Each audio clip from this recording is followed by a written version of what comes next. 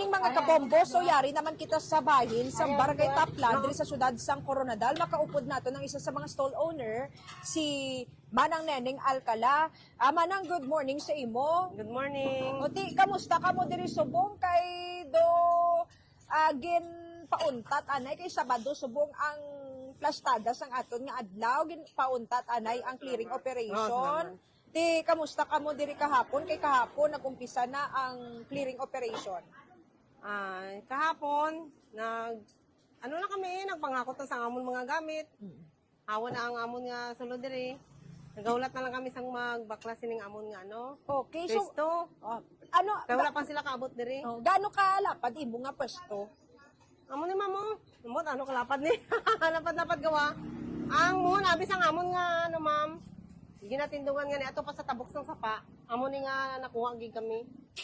Okay. So, ubuson, giding... Buson gid ni siya. Okay, din ka mo masaylo, din ka mo mabalhin. Yung tagaan man kami ni Kap sang, ano dito sang pisto sa palengke para sa akong nga karnihan. Pero dati na, may aran ako dito. Pero pamangkot ko lang ha, kay para ma-picture out sa mga kabombo naton, tanan man nga vendors dito, gin-providean sa malipatan dito sa palengke. Oo, itong pag-meeting namon, gikuanan kami ni Kap kung sino ang gusto nga magkuha sang mga pisto dito. Ato dito nalisaman to ni Kap. Okay. May mga upod ko dito nga nagkuhan nga makuha sang pisto nila. Okay, sa lantaw naton, enough man ang space dito sa palengke? Kung dalong ko pa rin karinderya ko, hindi ang karnihan ko lang. Karnihan mo lang. Ano ang balak mo sa ibong karinderya? Nagbalin ako naman sa likod. Dira, oh. Okay. May gamay lang ko da nga pisto. Okay, may no kung pila ka nagatuig, diri ka 20 years, ma'am. Ha? 20 years. 20 years. So, ano man ang imo nga reaksyon? Do bittersweet ang pamatyagan?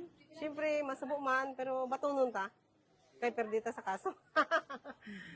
Okay. Since ang tumong mangalisin ng clearing operation is mapadamo pa ang proyekto diri sa Barangay Taplan, ano man ang imo nga ginalauman manang nga mga proyekto kag himuon man nga efforts sang Barangay Local Government Unit diri. Kay syempre diri sa Barangay Taplan ginabaha gid kamo di. Oo.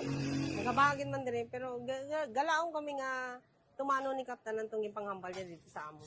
Amo lang na ako. Okay. So, mensahe mo sa tanan nga mga kabombo natin nga nagapamati. Kung may mamangkot, kung diin ka na magbalhin, pwede mo sila i-inform dire. Ay, sa mga sukoy ko, may aran ako sa piso sa karnihan sa palengke. Kag may ari lang gyapon ko diri nga gamay sa likod sining ako nga ginhalinan. Okay. Madam, mugid ka salamat kag mayong aga.